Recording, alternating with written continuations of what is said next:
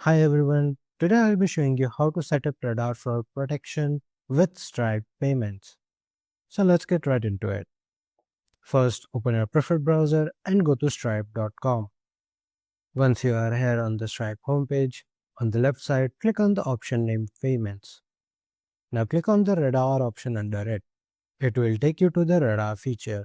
Here you will be able to set up protection against fraud accounts. Now under the rules section, look for an option named Block Rules. Once here, you can click on Add Rule and add rules based on your preferences. Or you can edit or enable rules given to you here by default. Once you have set it up them, you have successfully set up protection against fraud customers on Radar. Thank you for watching and I hope this guide was helpful to you.